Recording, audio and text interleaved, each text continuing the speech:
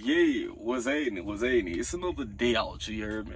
You know, we just out here trying to make it happen, make a dollar. You know, I ain't gonna hold you though. Yesterday was definitely one of them days where I was like, bro, I'm about to hang it up, you heard me? I'm about to hang it up all the way. But let me tell you what happened yesterday.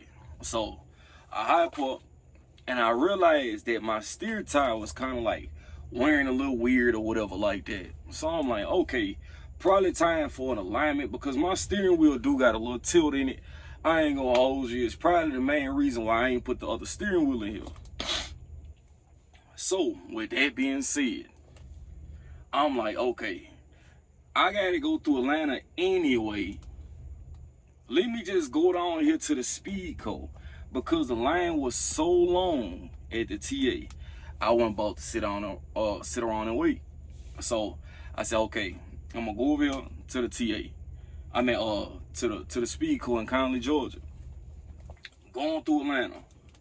Boom. I mean, big explosion type. I'm like, that's definitely a drive tire because it's too close. I pull over whatever like that to the side. I'm like, okay, I go to walk around a trailer.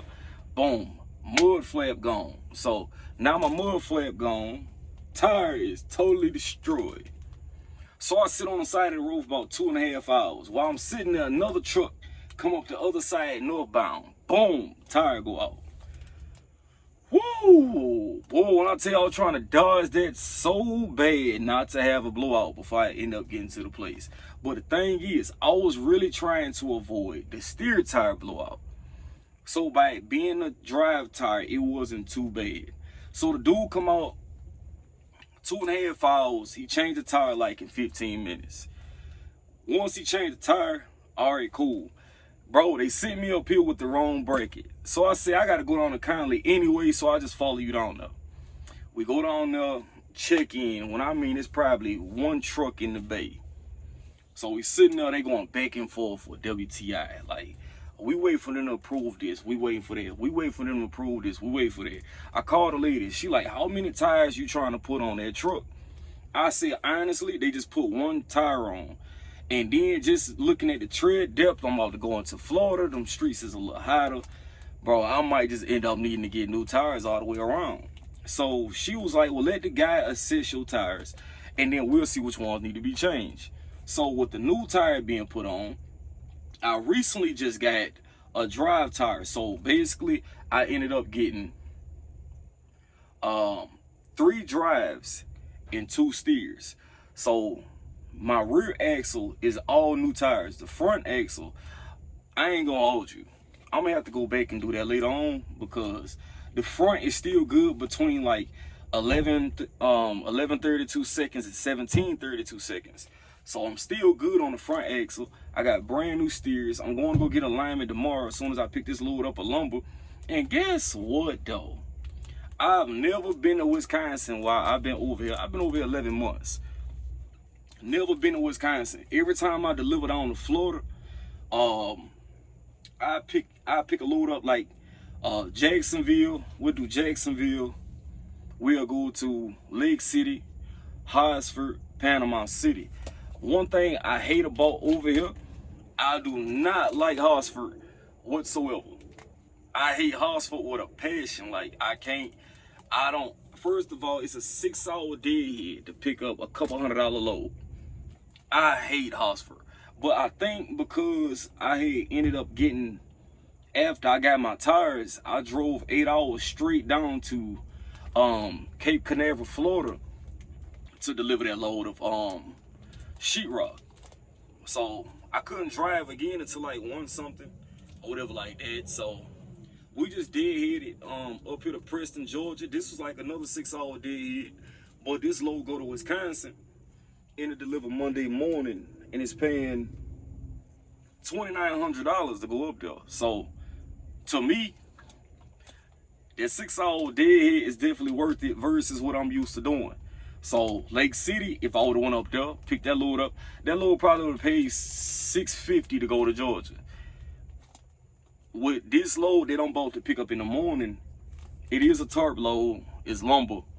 I'm gonna pick this up, take this to the house, and You know, that'll put me at about 6,800 gross for the week. So I should be able to take home about 23, 24 somewhere.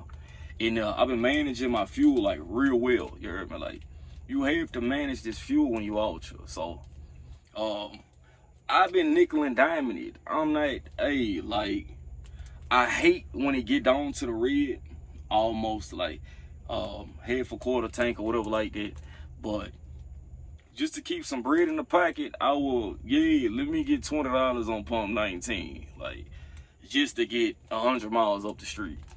So that's what I've been doing, just to kind of crunch and then see how much I can actually save, you know, versus sometimes I will fill up and I'll just ride that one tank until it's almost depleted. But depending on how the lows fall, sometimes that can hurt you, you know what I'm saying? So me, a lot of times when I go in and I might have a 6-hour run, I just put 60 gallons in.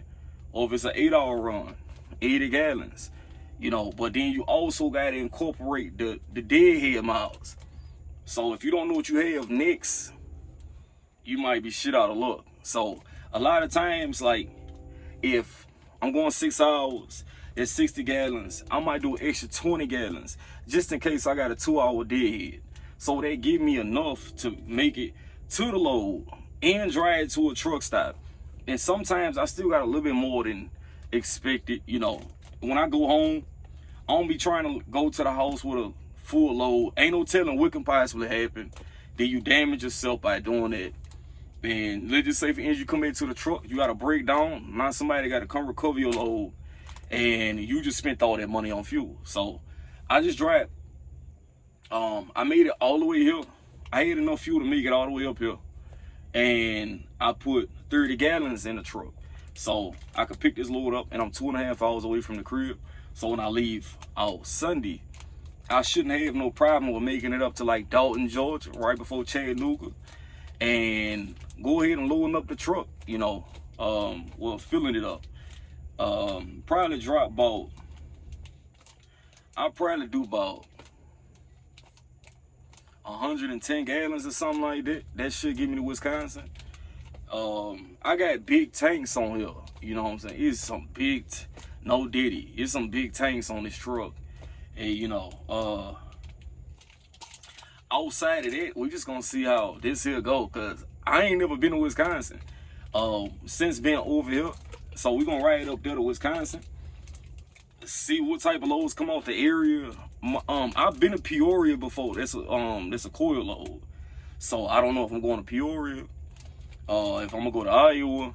I ain't even gonna hold you. Y'all can send me to Colorado at this point. Like, I'm just trying to see which lane it is to maximize. Like, I'm still, like, the thing is, I will write down the loads that's actually paying good and try to see how I could connect the lanes.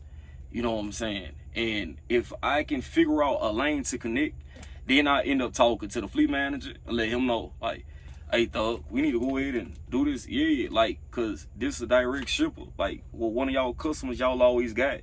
So if we could figure something out like that, you know, that's just how I'm strategically trying to put it together. But yesterday, I was about ready to, hey, bro, I'm unloading the truck and I'm coming to the house. Like, dropped it. Cause yesterday was too much. You know when you had them frustrating days and you like, it ain't even worth it. It ain't worth it, bro. So that's why I was there yesterday. But you know, we stuck it through. We slid down to Florida, made that drop, made it happen, got up out of there. Now we are back in Georgia, and we will be at the house tomorrow to recoup, get our minds together, hey, bro, and keep it the F pushing. Cause Lord have mercy, I literally got like, November will make a whole year. And I should have another year, whatever like that on this truck. Whew. And your boy is definitely taking a break. I'm taking a break. I was trying to wait until the truck was, you know, the lease was over with. But I think at the year mark, I'm gonna put another radio in here. Cause I really can't listen to music. This radio, it don't act right. So I'm probably gonna end up driving another radio, putting speakers in here, putting the chicken lights on the side, put the bumper, the visor, just to make it look like the truck that I'm trying to, you know, or whatever like that. I don't know about my shifter extension. I think I kind of want it longer or whatever like that. I don't know yet. A lot of people, when they see me, that's how they notice that it's my truck, because of the shifter. I don't know if that's a good thing or a bad thing, because if you been following me from USA Truck, it became a bad thing at one point. So that's all I had for y'all today, man. We just kicking it, making it one day at a time. Hope y'all out there being safe. Appreciate you for checking your boy out. Please like, share, subscribe, comment, all the good stuff, you know what I'm saying? And I'll catch up with you on the next one. Yeah.